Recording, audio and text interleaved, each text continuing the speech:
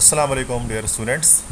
This is Sir Naseem Zulfikar, and today in lecture of history I am going to discuss about Vietnam War.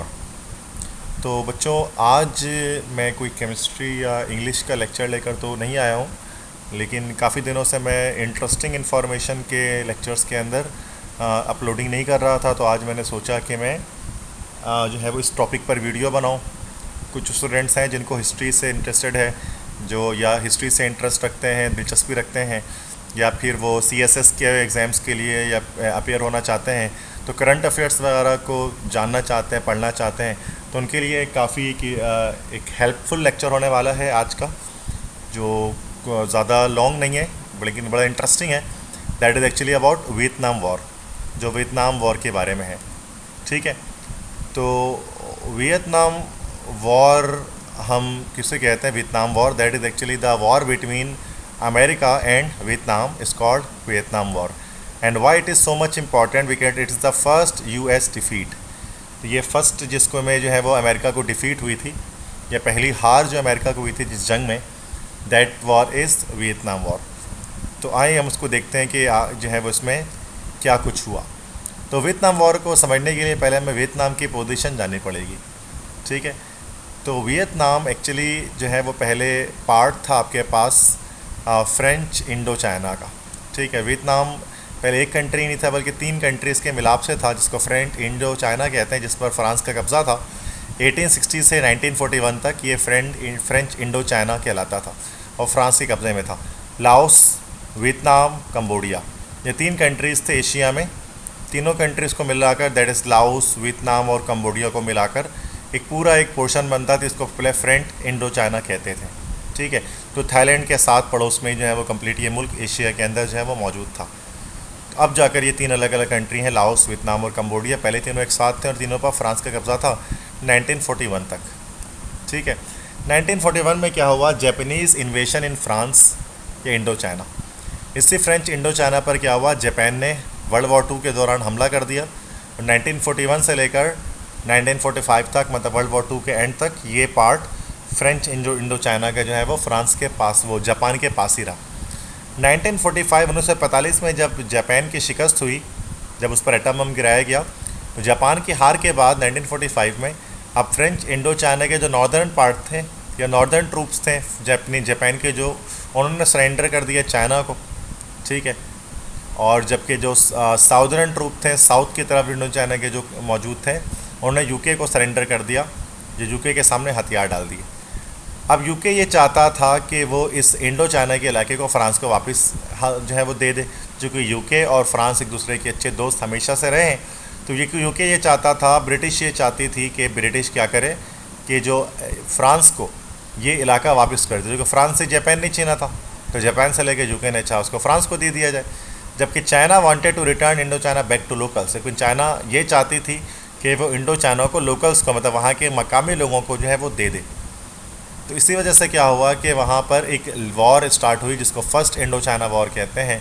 1946 से 1954 तक हुई, जिसमें क्या हुआ, जो वहाँ के लोकल्स थे उन्होंने फ्रेंच जो और उनके लॉयलिस्ट, जो उनके वफादार थे ब्रिटिश वगैरह, उनसे लड़ाई की। तो उनके जो लीडर थे, लोकल्स के जो लीडर थे, उनका नाम था हो ची मिन। तो ये यहाँ पर इनकी पोर्ट्रेट मौजूद है हो ची मिन की। तो हो ची मिन जो थे वो उन्होंने एक पूरी अपनी फ़ौज बनाई और उन्होंने लड़ाई शुरू की फ्रेंच लॉयलिस्ट के ख़िलाफ़, मतलब फ्रांसीसियों के ख़िलाफ़ और उनके हामियों के ख़िलाफ़। फ्रेंच अलाइस को डिफ़ीट हो गई और इंडो चाइना आखिरकार 3 इंडिपेंडेंट नेशंस में तकसीम हो गया।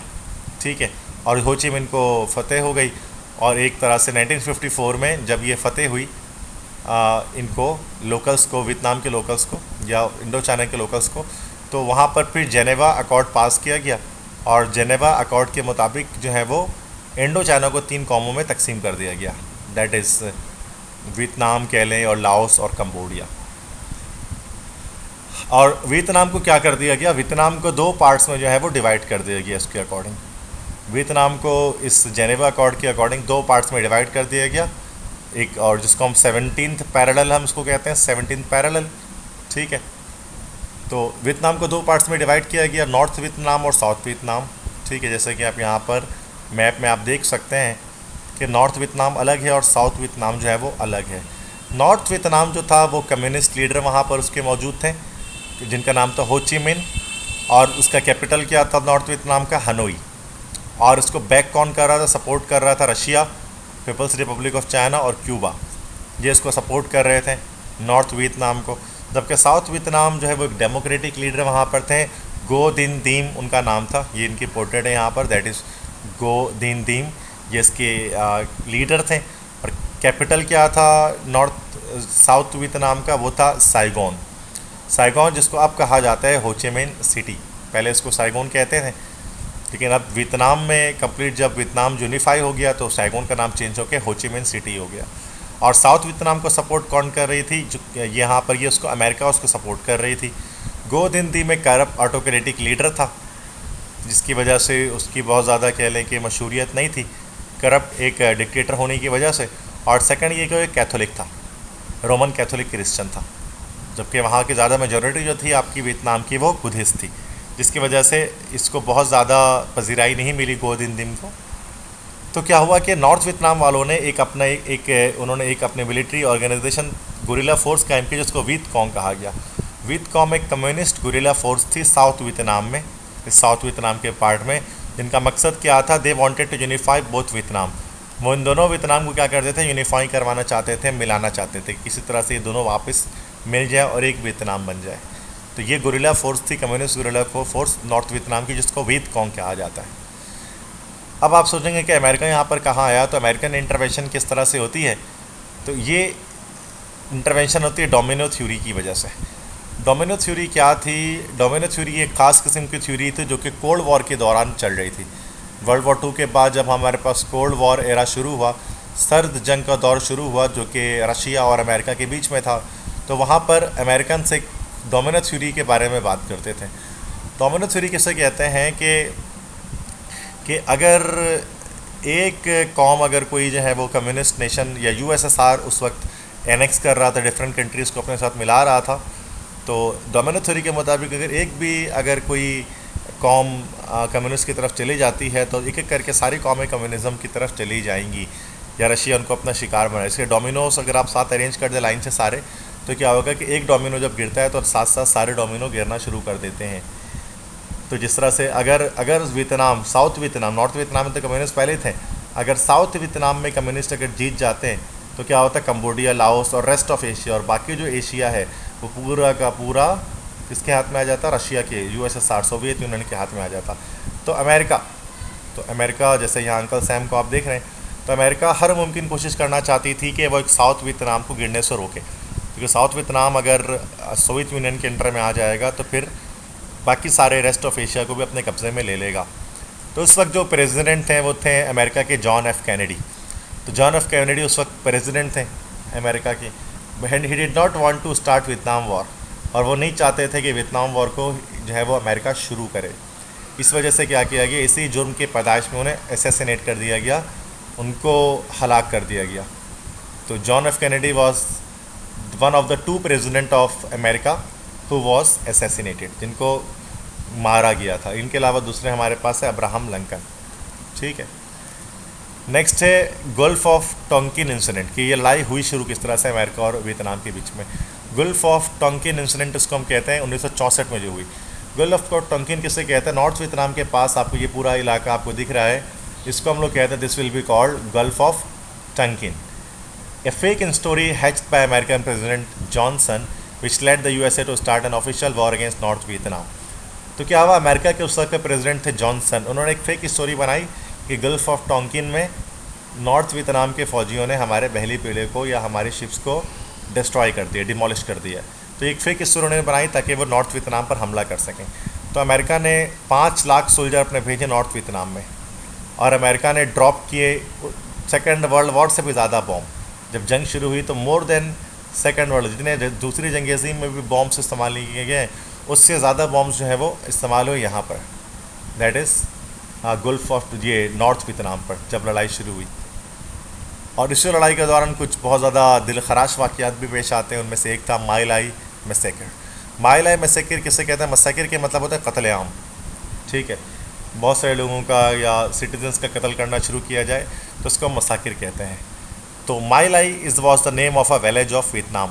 वियतनाम के गांव था माई लाई, तो वहाँ पर मैसेकर शुरू हुआ, कत्लेआम शुरू हुआ 1968 में। यूएस फोर्सेस ने क्या किया कि उसने माई लाई के मौजूद विलेजर्स को मारना शुरू किया। 500 इनोसेंट सिविलियंस को मार दिया अमेरिकन ने, जिनमें औरतें और बच्चे दोनों शामिल थे। उसी साल रिचर्ड निक्सन जो है वो अमेरिकन प्रेसिडेंट बने। रिचर्ड निक्सन अमेरिका के सदर बने और उन्होंने प्रॉमिस किया कि वो इस लड़ाई को रोक देंगे, क्योंकि इसी माई लाई मैसेकर की वजह से अमेरिका को जो है सपोर्ट पब्लिक का वहाँ से कम हो रहा था। पब्लिक भी उसको अपोज करना शुरू कर दी थी।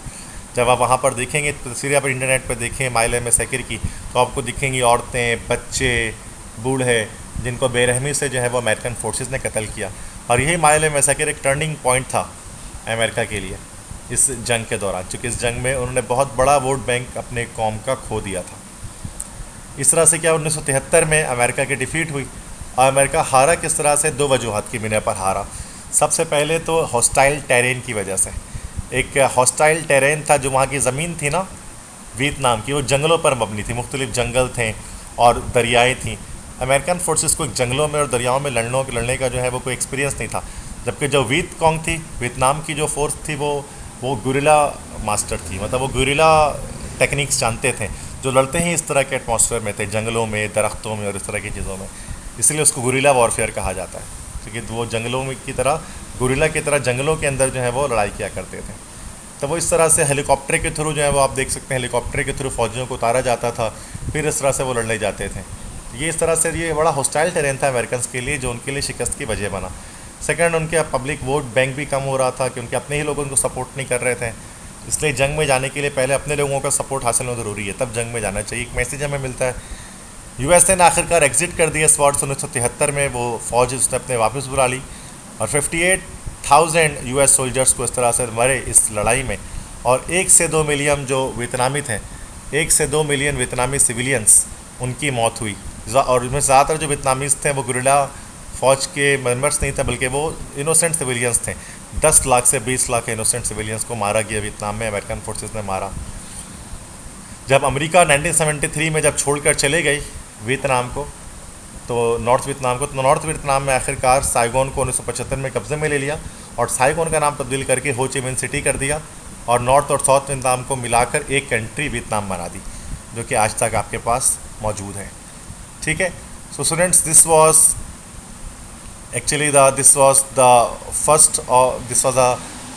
Was all about the Vietnam war. तो वियतनाम के वॉर के बारे में मैंने आपको ये सारी बातें बताई। ठीक है। किस तरह से अमेरिका को इस जंग के अंदर शिकस्त हुई, तो काफ़ी बच्चे जानना चाहते थे इस जंग के बारे में, तो किस तरह से जंग हुई थी। तो ये CSS के जो एस्पायरेंट्स हैं, जो या फिर इंडिया में जो UPSC के एस्पायरेंट्स हैं, उनके लिए बहुत ज़्यादा फ़ायदेमंद होगा ये। और जो भी स्टूडेंट्स नॉर्मली जनरली हिस्ट्री से इंटरेस्ट रखते हैं, करंट अफेयर्स, उनके लिए भी बहुत एक इन्फॉर्मेटिव लेक्चर ही आज का रहा होगा। तो इजाज़त दीजिए। इसी लेक्चर के साथ इंशाल्लाह नेक्स्ट लेक्चर में दोबारा मुलाकात होगी। तब तक के लिए अल्लाह हाफिज़।